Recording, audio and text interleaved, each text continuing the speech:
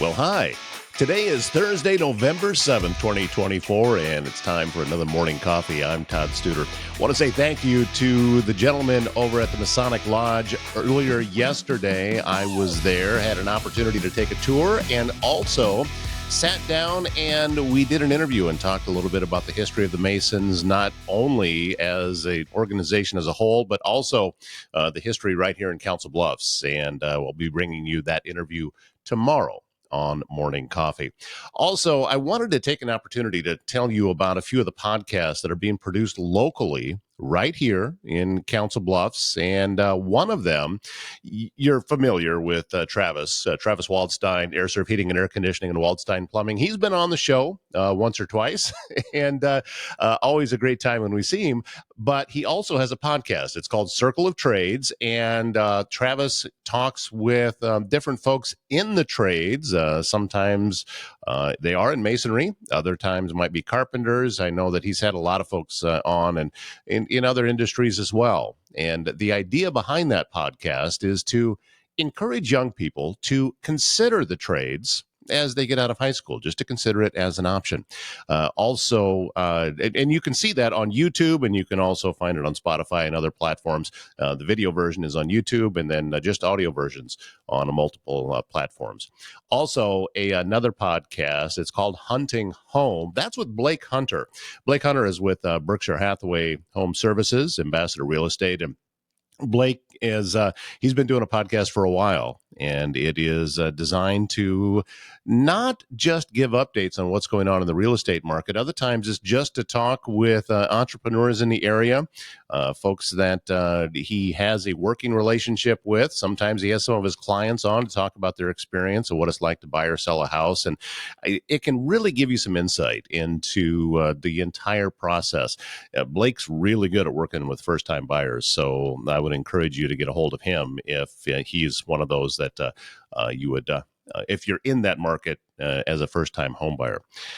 Also, another podcast is with Vivian Kvam, and that podcast is called Riding Tandem. And I had an opportunity very, very recently to talk with Vivian, and we just kind of had a conversation for a while about her podcast and about what's going on with her business, Tandem Works, and also about an event that's coming up later on today, the Rev Pitch Competition. And I'll tell you what, let's go ahead and go to that interview. Joining us now, business owner, podcast guru, and just all-around great person, Vivian Kvam. Good morning, Vivian. How is everything going on in the 100 block? You and I are kind of located near the same place, so I don't know whether you're getting the outside noise today or not, but I know I am. Are you? Oh, gosh. I'm actually at kind of the back of our building. Oh, so it doesn't pick up as much. I'm not too bad today. Sometimes when I sit out towards the front of the building, though, which is nice because we get a lot of window light. But yeah, the noise can be something. I always forget too about like bike nights on the 100 block. Sure. And I'm like all set up, and then I'm like, man, there's just a lot of, music going on and stuff. And I'm like, oh yeah, it's bike night. I love being on the 100 block though. It's like, it's vibrant. It is. You're definitely right about that. And you never know how things are going to go. And usually it's very, very positive. How have things been with your Riding Tandem podcast? It's been a while since we talked with you about that, and you've been meeting a lot of great folks because I've seen the episodes, and some really interesting people coming on, and also you're international now, so you've got folks from all over the world that have heard you. It is really fun. Yeah, it's going well. Thanks for asking. I love doing a podcast, and you really, launched us with it. With getting a podcast going, I think like a lot of people, we thought about it for a long time, but it was like, gosh, the logistics, what's that look like? And you've just made it so easy. So I'm really proud of it. I mean, we're at, I want to say, Jenny knows for sure. I want to say we're around 55-ish or so episodes now, which is, feels like that feels big. Like we've really stuck with it, It is. And the guests have been awesome. We talked before about how long does it take to be an expert on something, and probably longer than we have to be able to produce these things. But for sure. But still, as you have gotten more and more comfortable with it, and I've talked about it with this show that just real quickly, I mean, as we're entering into the second month, I'm already starting to see it shift from where I thought it would be, and how it kind of just takes a life of its own. Right. And it's been really fun to hear just how your show is growing. And I love that. It's one of my favorite things. Especially just to have known you as you've been launching this from the beginning. Like, we met at like an entrepreneur meetup, and it's, as you know, and I hope people know, like, I love entrepreneurs. I love business owners, people who want to get something started. And so I especially enjoy getting to see, something flourish like you've done. And so, yeah, I'm like, I just feel so proud of you. This is awesome. Well, thank It's you. awesome. Thank you very much for that. And the community that we live in, I think it happens a lot. We see a lot of people starting new businesses. I mean, just based on new people joining the chamber and having ribbon cuttings, you see them all the time. And I think that there's something here in the area that we live in that it kind of fosters that type of belief. Oh, absolutely. I mean, it's one of the things. So I'm not from the Council Bluffs community originally. I wasn't born here. I was born and raised actually in Reno, Nevada, where they do have morals there too. Like, people all the time, like, oh, so you like gambled, like grew up gambling. I'm like, no, like they do have rules there too. But and we moved to the Midwest, and a lot of my Midwest living had been in Omaha, and now, I've been here in the Council Bluffs area since 2017. So whatever the math works out to, it's starting to feel, significant. And yeah, it's one of the things I love. And I tell people all the time about our community. If you want to do something, if you want to get involved at any level, so if that's starting a business or getting involved, volunteering, or you want to start something, or you see something going and you're like, hey, I want in on that. I feel like this community is open to that and embraces, allowing people to make a difference. So, and that's one of the things I love about it. I just really have enjoyed Council Bluffs, even though I'm not like a native, Well, and neither am I. I grew up in Northwest Iowa, but what you're saying echoes my own personal experience now that I've had more than once, because, without going into crazy amount of details, after the events of the end of last year, I kind of crawled under a rock for a while. Sure. And when I decided, this isn't how things need to be, and I need to come back out into the open again, everyone is incredibly welcoming. And it's not as if I have been in business for 40 years here. That's not the case. My original filing with the courthouse was in January of 2020 with a business entity. Yeah. So that's all the farther back it goes. And I've told many people this, that Council Bluffs and also this also counts for other smaller communities. If you want to be there, they are very welcoming. And I have found that to be universal with everybody. It's not an exclusive place where, like, the old boys club that you hear about all the time. That's not here. If you want to be here and you want to be a part of things, please come on. We want you to be here. Now, if you're just dipping a toe in and running away, no, they'll sniff that out and just shove you off to the side. So I think that's why a lot of businesses from Omaha have struggled coming over here, because that's the sense that people get here, that you don't really want to be here. You want to take our money, but you don't want to be here. But if you want to be here and want to be a part of things, we want you. Yeah, I agree. And, so when I moved here, interestingly, right, I was also crawling out from under a rock, right, like literally, and just had gone through some personal and business devastation combined. And this was a place that I felt like I could have, a new start. And like you said, certainly if you are interested in being committed, right, you're committed into the community, then yeah, there's like so much room here. And that's how it should be anywhere, right? Like, if you're just, it's that genuine and authenticity, which is part of like our core values with Tandem Works, is, knowing what matters and keeping things classy and being authentic.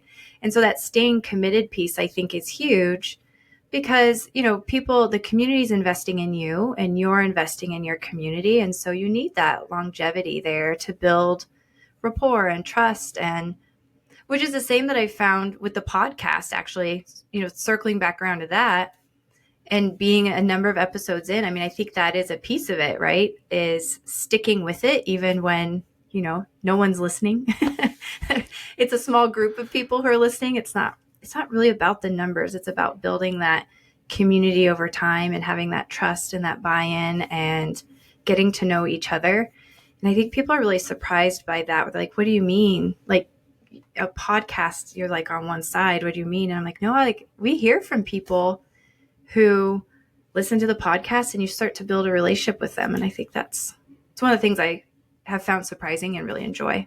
You brought up something that I tell a lot of folks when they're thinking about doing a podcast is we can get lost in the numbers and we can think that that's all that it's about. And if that is all that it's about, very high likelihood that you're not going to stick with it because It just takes a long time for an audience to find you. But if you can find value to doing it outside of how many listeners you have, and you and I have talked about this before, it's about building relationships. And I know you can speak to this, and I can too, that some of the guests that I've had on, we continue to have a professional relationship and sometimes an actual just genuine friendship. That has a ton of value to me. Oh, huge. I mean, at the end of the day, business is about building relationships. And, we teach a lot of workshops and often they are around digital offerings, digital ways of reaching out to people. But I think the thing that we keep circling back to over and over again is it is still about the relationship. Like, we don't turn into robots just because we digitize something, or we shouldn't, not to use a should word, but we do, and so we start to forget that relationship piece. But at the end of the day, business is about relationships and finding your people, them finding you, connecting in a genuine way. Just like connecting to the community, right? It really is the same thing. It's just on different platforms and channels. And once you demystify it a bit that way, I think it's just much more fun and it's much more approachable and it's less of a thing that I have to do. So yeah, the podcast for me I love it because I get to talk to such incredible people. I always leave inspired. It's free mentoring for me, right? Where I get to hear and receive from people, from experts. And it's just provides such great value and community and camaraderie between me and the person I'm interviewing. And then just with the listeners too. It's very rewarding. And even though the numbers aren't there, and I'm not going to lie and say that I've never looked and been like, oh gosh, I wish there were, I'm the same. A couple hundred more. Yeah. But it's just being patient and realizing, like with running a business, there is no overnight success. That does not exist. And it's too easy to get caught up in that. Yeah, I think that if you do have what you're considering overnight success, it's not real. It doesn't have any staying power. Yeah, what did it actually take to get there? And people use that analogy like the iceberg kind of thing. Like you literally are only seeing the very tip top of the iceberg or wherever it's at. There is so many layers underneath there that got, that business or that person where they're at. And sure, maybe something happened that kind of triggered what appears to be an overnight, but they have years and years and years of experiences and story that have led up to that point. So yeah, I'm just a huge believer in small things build up to big things. I don't really ever see a big thing just materialize out of nowhere. It looks like it. It sometimes gives the appearance of it, but when you dive in a little deeper and you start to pull apart the different components to it, no, there was a lot of work that went into this. Absolutely. And that's worth celebrating. And that's the joy of it, really, right? It's getting to do those. That's what I love about business. It can be frustrating for sure to have to, slog through that. But at the same time, that's the rewarding piece too. When you and Michaela were setting up Tandem Works, did you have a template that you could look at and say, here's a company that we want to be like? Because to me, I don't know anybody else doing what it is that you do. It's kind of like you carved out your own area. So was there any place out there, or is this something that was just a concept in your mind and in Michaela's mind that you created out of I don't want to say thin air, but you know what I mean? Yeah. That's a really great question. and I haven't reflected a ton on that, but no, like there really wasn't a template. Definitely wasn't a template. I could say that with confidence. There was no template. And we've grown and emerged and changed since we started Tandem Works. So we started Tandem Works in the fall of 2019. And I would say like the bones of what we set out there are still there, but the way that we do that, like what that manifests out into and the services we offered, those have definitely evolved and changed. And so by no means has there been like a template. On the flip side, there have been some guiding things for us, right? So I would say like our values have stayed the same. And at the end of the day, though our services have changed slightly, our main things have been that we really are here to help people align in a collected way, having brainstormed all of the possibilities and then choosing a plan that people will actually follow. And that has stayed the same. So how we do that has maybe changed slightly, but we're really about helping bring clarity to situations that just feel unclear, helping people sort out a jumble of great ideas or maybe roadblocks that are getting in the way, and then creating a plan that the person will, or people as a team, will actually follow. So people often are like, well, okay, how would you define that? And well, often it's a strategic plan or it's a roadmap. A marketing communications roadmap is one of our signature offerings that I really love. I just enjoy that so much. It's like one of our core things here. Or it might be like a community listening session where it's about unpacking a lot of ideas and then helping a team or a group align on a plan, right? So I think that's the big thing. Like people so often feel alone on an island. So if there was a template, that was it. The template was we saw people feel alone on an island, and we knew they didn't need to be alone on an island, and that we could offer solutions to help them. And then we had to start figuring out how to charge for it, right? Oh, that's a hard part. Yeah. Yeah. And of course, I mean, we had our twists and turns with COVID. We've had twists and turns with our personal lives. You know, Kayla and I both got married while we had the businesses, not to each other, but we got married. We've added kids to the mix. I mean, there's just been so many changes that help shape where the business is at too. And you brought up something with the services that you provide. There's the old cliche about can't see the forest for the trees. Right. Well, the idea behind that is when you're in the middle of it, you can't see the entire picture because there's too many of the individual details that are in place, and you can only see so many. You're going to see whatever the biggest ones are directly in front of you, but maybe 20 feet off to one direction is a solution to what's right in front of you, but you can't see it because you're blocked. And having someone that can take a look at everything and give a fresh perspective on it, I think is huge. And that's, correct me if I'm wrong, that's what the businesses really need oftentimes because they're too deep in it. They can't, I personally experience that. So close, right? And in fact, funny story, we were talking about our roadmap communications. We do a marketing and communication roadmap session. And it's very simple offering in that it's exactly what you talk about, helping people see a clear plan for their marketing communications. Funny story, we were talking about, well, how do we for 2025, intend to market this, communicate about this offering ourselves? And we were stumped for a little while because we were so close to it. And so we actually scheduled on our calendar, set the time aside. We pulled out our agenda just like we use with a client. We went through our process on ourselves. And because you need that, right? Like you need that time set aside. And it was funny because in the middle of that, Michaela said at one point, she goes, I'm too close. Like I'm too close to this. I wish I was sitting on the outside because I know if I was sitting on the outside, I would just have, some great answers right away. So it was just a really great reminder that service that we offer is so valuable. It's so valuable that we would hire somebody to do it for us. Does that make sense? It does. And that was really clarifying for us.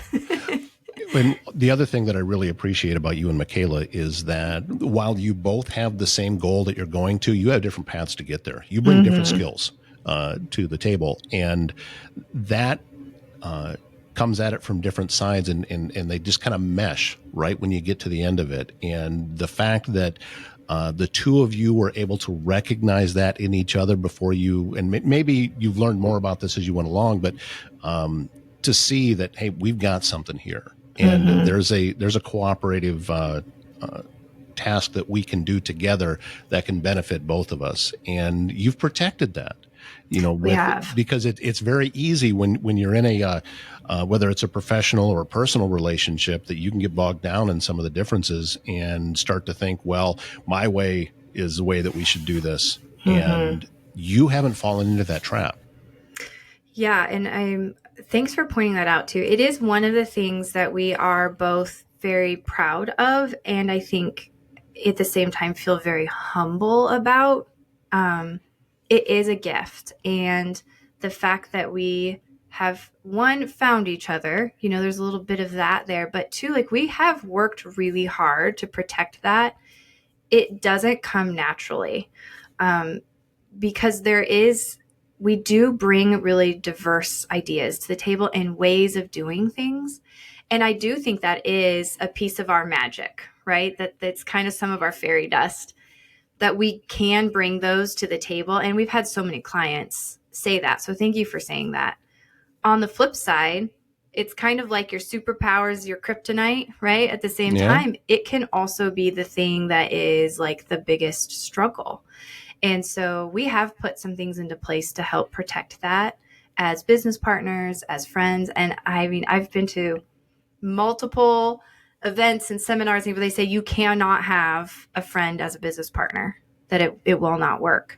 Well, we're past year 5 now. We actually had our 5th year anniversary, and we're just so like doing our thing that we didn't even like realize that. I was like, hey, by the way, happy anniversary to us yesterday, Right. But I think that says a lot too of, you do have to protect those relationships. And I feel like this is such a full circle conversation of, it's building that community, it's building that trust and that authenticity, and then it's preserving and keeping it. And that's really where the hard work is. And it is the small things that add up to the big things. We have some same page meetings that we do every month that helps. We've stayed really committed to how we communicate with each other, how we don't communicate with each other, how we shift.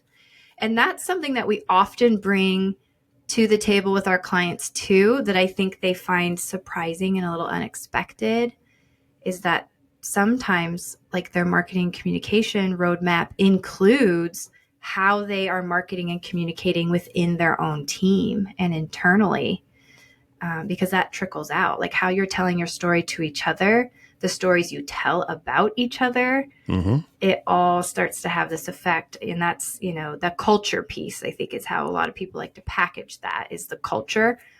We package it as it's all storytelling at the end of the day. What stories are you telling yourself? What stories are you telling each other? And what stories are you telling your community? And then listening for the stories back. Before we run out of time, as this is being released, it's no mystery. We record these ahead of time. Yes. But as this is being released, coming up tonight, it'll be Thursday, is the Rev Pitch Competition. Oh my gosh, so that excited. I know is a huge thing that you get involved with every year. Going all the way back to the beginning when you and Michaela were winners of this. So I wanted you to talk a little bit about what this event has meant to you, and also because this ties right in with the whole purpose of this show, is to support community and to support the area that we live in, and expanding out, because, what affects us affects other parts of Potawatomi County. It affects, you go up to different counties, whether it be Missouri Valley or down into Glenwood, and you start to, but we're all in this together. Oh, and for sure. This area affects all of us. This particular event, I mean, it's becoming widespread. One of the finalists is from Eldora, Iowa, for God's sake. Yes. That is over in the central part of the state. So, and there's no TS Bank over there. So you can see how widespread this is getting. And you were on fairly early in the whole process. Yeah, we were, because so Rev had been around and then it sort of went away for a little bit, and then when it revived, we were one of the early, the early Hmm. ones in. And so first I have to give tons of credit to Advance Southwest Iowa, Yes. who obviously partners with TS Bank to make this event happen. But thinking about like reaching those rural communities, I think huge shout out and kudos to them for helping revive this and bring it back, because it is so important for economic development and impact within all of Southwest Iowa, right? And the rural communities are so important and so vital. So I'm so glad you brought that up, and I want to make sure that's like highlighted. Yep. And yeah, we love this event, and it's going to be awesome. So if it's not sold out, I highly recommend still grab a ticket, show up. It's We'll put the link in so the much fun. description. So Okay. if you're watching this and you got to this point, look in the description, and the link to the tickets will be there. Yeah. And it's a great date night. I put that in we do a weekly email. It was one of the things I put in there. It has meant so much because it is so very like grassroots in a way, and yet backed by so many at the same time. And I think the biggest value is it gets people to get out there and just start brainstorming, right? Pitching an idea is like this brainstorm. It's exercising an idea out, seeing what sticks, what doesn't, how do you refine? And that's where so often communities or businesses or individuals get stuck, is in just not getting started, not trying it, not pitching it out into the world. So that's one of the things I love about it. It's not that every idea is going to be the golden egg, right? That's not the point in the end. And yes, it is fun to hold the big check. But like for us, we got to hold a big check, but we came in second. And the check amount we held, it wasn't about the amount at all. In fact, the amount, and this is, we're very grateful, right, at the same time for the check, but the amount wasn't enough to launch even a fraction of what we needed to launch. It was the relationships we built. It was the community that came together. It was that we exercised the idea, that we tested it out. And it ended up yielding us a much bigger payoff, and really kickstarted a lot of what it is that we do now as our organization, as our business. And so that I think is really the most important thing. And staying innovative, right? Like especially small communities, that's one of the biggest things. They're worried about dying. They're worried about attracting people back. And I think one of the biggest things is to remember, like, you've got, what are the stories we're telling, right? And well, like pitch competitions is just story upon story upon story. And then it sparks a new story and a new story. So I love it. The Rev Pitch is awesome. So many thanks to Advance Southwest Iowa and to TS Bank for bringing that together. I know it's a lot of work for them to do. Yeah, so it is. Yeah. Well, and we're big supporters here with this show as well. So, click on the link, see if there's any tickets left. And it's, as you mentioned, Vivian, there is so much more value than to just standing on that stage and being able to make a pitch for the finalists. Mm-hmm. And, I have the platform that we are recording on right now. I learned about this at the Rev Pitch event last year. Yeah. From someone else he does video work, and he was giving me some different options. And that's the first time that I heard about this platform. So right. It's, to me, there's so many different things that can be a benefit to that. I wish we had a ton more time, and we need to get you out on the Campfire Conversations podcast when I do have more time. Yes. But I'm always grateful for your encouragement and for your support that you've always shown me. Vivian's podcast, Riding Tandem, you can find the link to that it's on my website too. That's right. So that's a great place to be able to go. You can watch the video if you just want to do audio. It's across all the audio platforms. And I know that you're always looking for new guests. Yes, to be absolutely. on that. If you have an entrepreneurial story, we'd love to get you on that too. So thank you so much for your time. Thank you. Continued success to you. And we're looking forward to Rev again. Yes, absolutely. We'll see you there tonight. Once again, we'll have a link to that where you can get your tickets to Rev. Tickets are not a lot left. And as you're watching this, because, obviously this is not live, so you can watch it throughout the day. I can't guarantee there are tickets left, but it's a great, great event. So go ahead and click on the link that's in the description for this episode, and you can take a look and see whether or not you can still go. And I'd love to see you there.